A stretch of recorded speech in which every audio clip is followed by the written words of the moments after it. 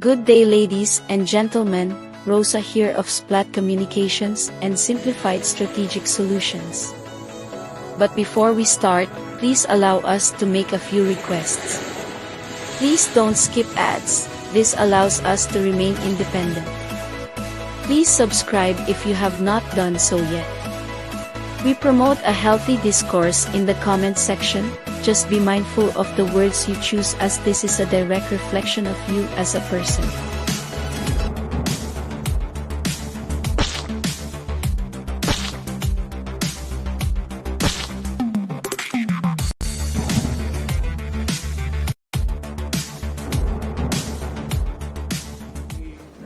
Brief press conference as to the concerns in the Department of Agriculture. Good afternoon. I have just come out of a meeting with our economic team.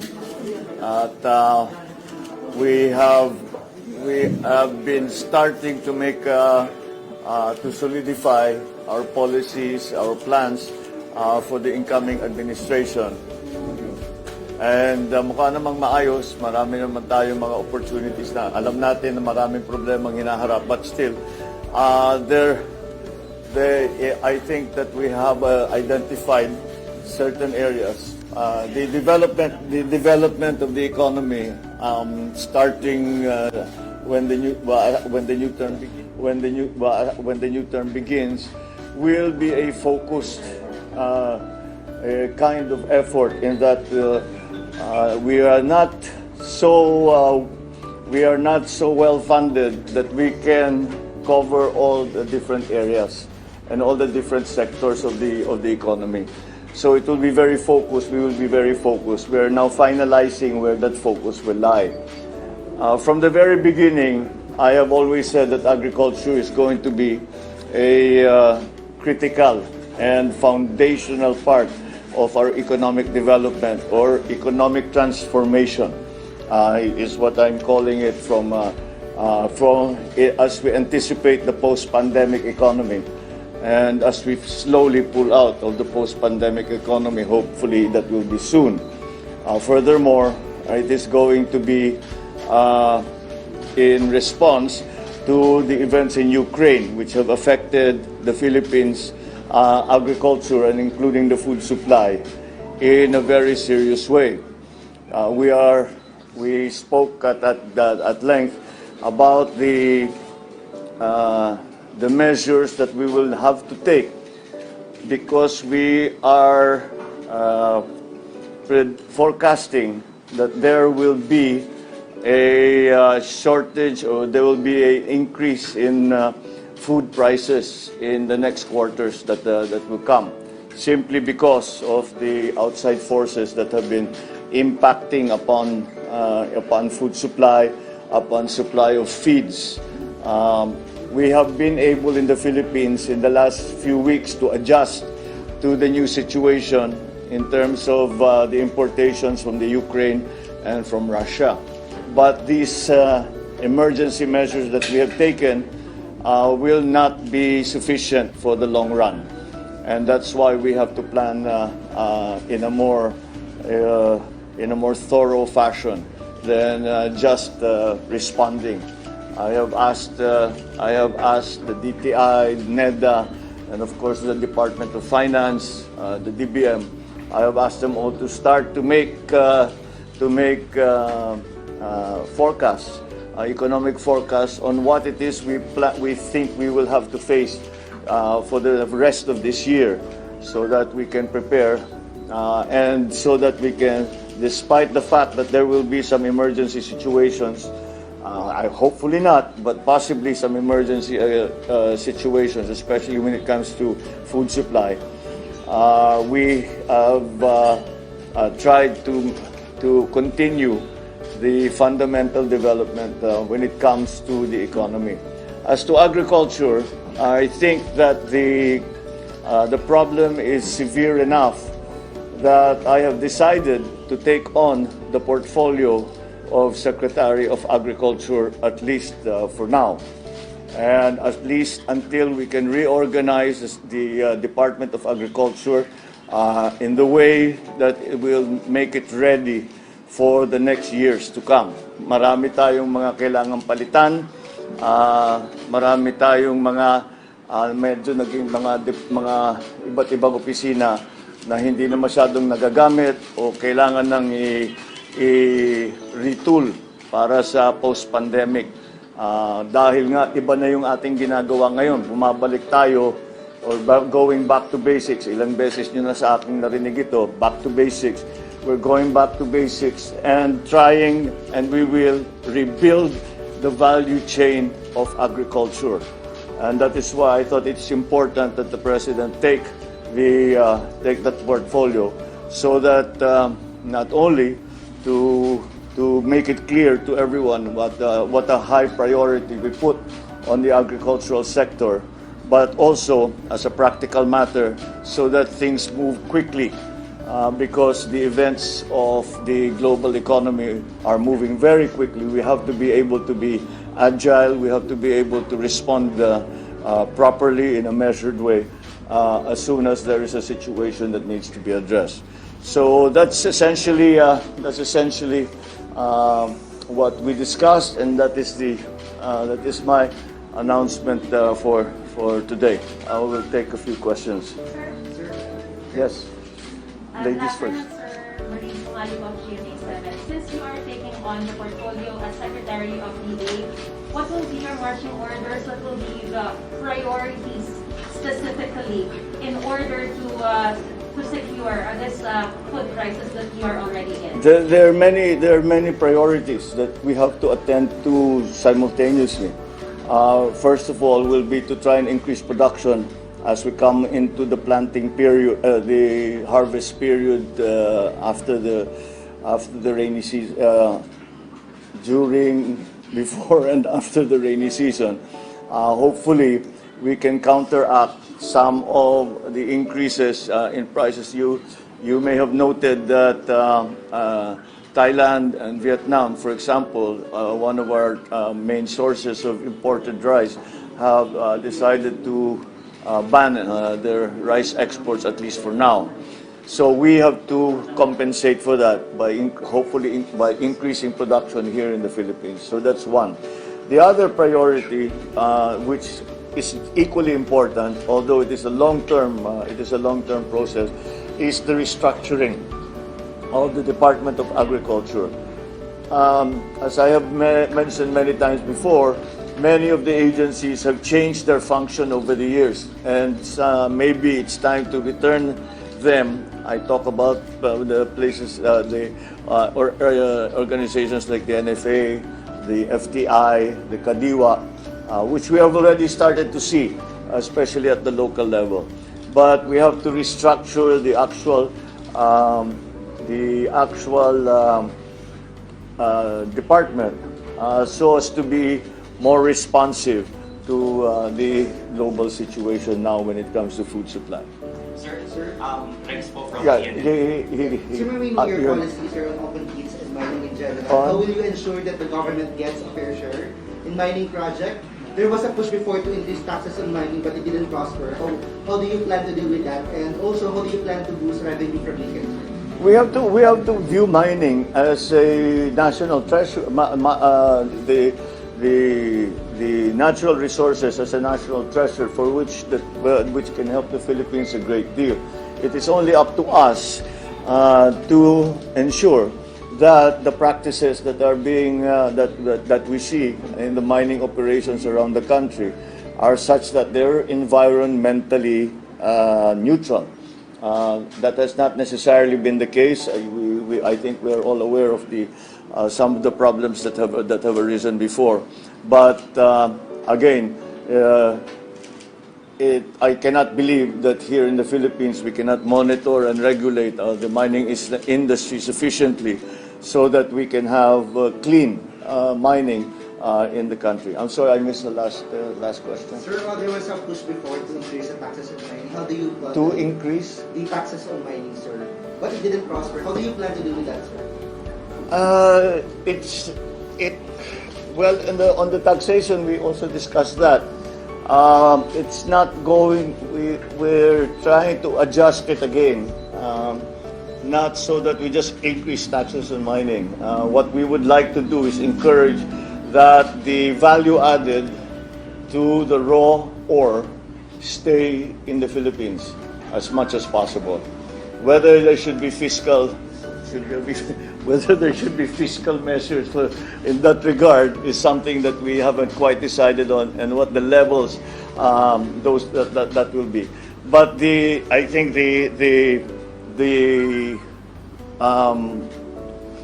what we are trying to achieve, the desired result for all of this is, as I said, that instead of exporting raw ore, we export at least partially processed ore, so that may value added that's left here in the Philippines. Yes. We understand that rising food prices is intrinsically connected to rising oil prices. Yeah. What are your immediate response to spiraling oil prices? We just, again, it has to be focused. It's not something that we talked about the listing of even just how do we do the proper listing of the indigents around the country. To make sure that it is those who are truly in need. That hits upon, that hits upon the discussion that we have about accelerating the issuance of the national ID. Because right now I think we're up to 12 million. Is that the correct number? Yeah, we're up to 12 million. Kulang na kulang pa yon. And all of these things, like the giving of the ayuda, all of these things that we are trying, we're going to digitize the bureaucracy. It all really depends upon everyone having their national ID, and is a good database for that the government should have. So yes, so that's what the other thing. Ana po from Germany's online. Sir, on another topic lang po, meron na po ba kayong napili na next na DOH Secretary, DMA Secretary? Kasi may mga names na po na Yes, I've been seeing some some speculation. The short lists are getting shorter. Let me put it that way. If we started with 10 names, a dozen names, we're down to maybe 3 or 2 in each of those departments. But we took it really department by department. And of course, health, and not to say that the Department of Health is unimportant, but we are coming around to that, and we are. I wouldn't be surprised if we'll have an appointee or a nominee within the next week or so. I really want to get as many of those done before the inauguration. Sir, on agri po, sir, what are your views on the rice tariffication? Some senators have expressed openness to amending it. What will be your view? Well, if there's one part of the rice tariffication, it is the area wherein we reinvest, and the amount of funding that we reinvest into our farmers and for mechanization and for post-harvest facilities, which is part of the rice tariffication. And there's 10 billion that is returned to the farming community. Maybe we can have a look at that and see. Maybe that now that we are in a situation where we very much have to boost production and we very much have to support the farmers, maybe we can look at that and hopefully increase it. Meron pa namang, pag nakikita naman natin yung accounting doon sa rice tariffication, yung 10 billion na yun, kung minsan meron pang unspent. So pwede pang gamitin yun. Yes.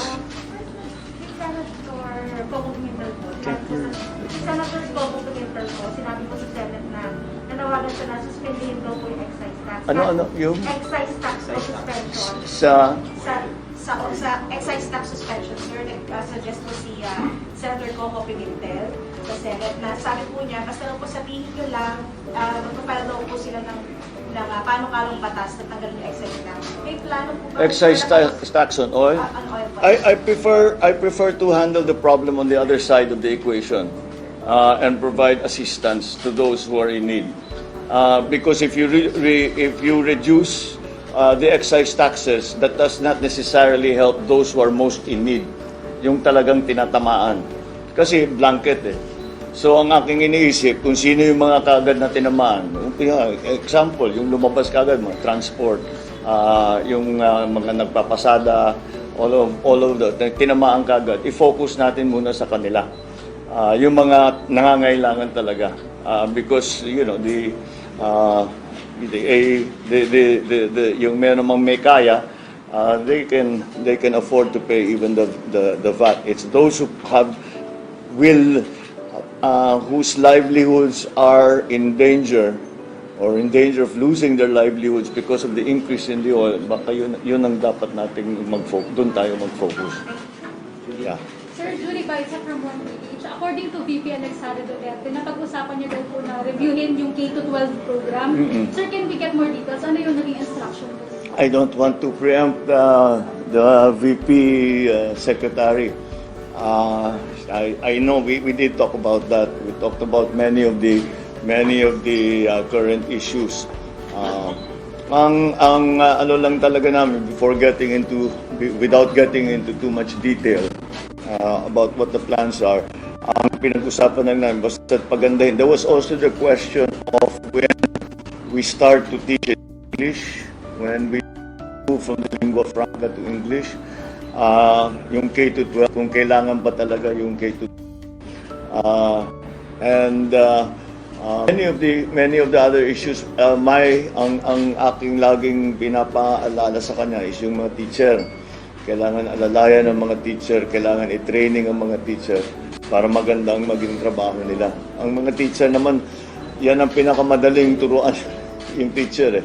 So I'm very confident that as long as we have a program in place to support our teachers, not only in terms of their benefits, but of course that's an important part of it, but not only just in terms of their benefits, but also in terms of other support, in terms of retraining, in terms of the supplies, the equipment. We have to do a lot to recover our very good grading before. Pagka tayo tinitingnan ng Asia, yung literacy rate, yung pagsalita ng English, pati sa science, sa math, mataas tayo noon eh. Kailangan natin balikan yan. Mahirap mag-compete kung hindi natin ayusin yung training ng mga kabataan natin. Sir, are you open to lift the foreign ownership limit in renewable energy? Parang yun po yung isa sa mga appeal ng bumisitang Norwegian ambassadors and other business groups also appealing for that. Yeah, I think yan ang kasi hinihingi nila para papasok sila. But there are other issues before that. There are other issues before the ownership. At this point, marami nang pumapasok joint venture. Ang mahirap kasi sa ownership hindi. Pag kahit na sila may-ari, magbubukas kung sila lang ang magpapatakbo, nahihirapan silang things like ease of doing business, yung power supply, all of these things. So, and even the bidding process, kuminsan is questioned, yung mga tinatawag na guarantees, legislative guarantees and regulatory guarantees. Ibig sabihin, hindi magbabago yung batas habang ginagawa nila yung project nila. Hindi magbabago yung regulation habang ginagawa pa lang yung project nila. Yung mga ganyang klaseng bagay. Yun ang talagang hinihingi nila. The ownership is one issue, but it's not the main one. And I think if we can take care of all of that first, madali nang pumayag tayo dun sa 100% ownership. Sir, sa transportation portfolio, may napili na kayo or possible ba na si Sen.Art mag-pull over siya? And ano yung priorities natin sa transport in the next 100 days? Well, transport is going to be critical because hanggat maging maayos, naging problema nga, lahat ng balita, naririnig natin mga they call supply side problems. Not a supply side problem, there's supply, but it's the supply chain problem. That's transport. So hindi tayo makaka-recover hanggat maayos natin yung ating transportation system. So they are very high priority. As you can see, they're also living very close to the edge. Kaunti lang tumaas na naman ang crudo, hindi na magpapasada. I think now the latest increases, ang dami nang sinabi, maghahanap ng ibang trabaho dahil wala silang nakikitang para kumita. So yes, so transport is going to be an essential part because not only for passengers but also for even more for cargo. Yung mga gamit, mga raw material, pati yung mga finished product, dadalhin ito sa agriculture, naapektuhan yung agriculture, food supply naapektuhan dahil sa transport. Kaya fundamental yung transport kaya kailangan ayusin. Kaya malaking problema itong nangyari na nagtataasan ang presyo ng lahat ng petroleum products. Wala naman tayong magawa. We just have to take whatever price we're getting. But hopefully, I remember in the last oil crisis, the 1973 oil crisis, napakiusapan naman natin ang mga kaibigan natin na oil-producing countries na medyo pagbigyan tayo in terms of the credit, in terms of the payment period and things like that. So baka we will pursue that again. Sa diplomacy side na naman yun. Secretary. I'm sorry? Secretary of Transport. Wala pa kayong nag-agreement? Lahat nung kausap kong mga ambassador, inumpisahan ko na. Sinasabi ba kung meron tayong pwedeng pag-usapan in terms of all of them who have supply of gas, who have supply of oil. I already opened the discussion with them dahil we have to explore nga lahat. We have to explore everyone. Sir, clarify ko lang, Secretary po. Secretary of Nahawak ng portfolio, sir. Secretary of Transportation. Nababasa mo yung pag-iisip ko. Tapos actually, I have a fairly good idea. Yun sabay-sabay will announce it agad. Thank you. Okay, maraming salamat. Thank you. These people read my mind.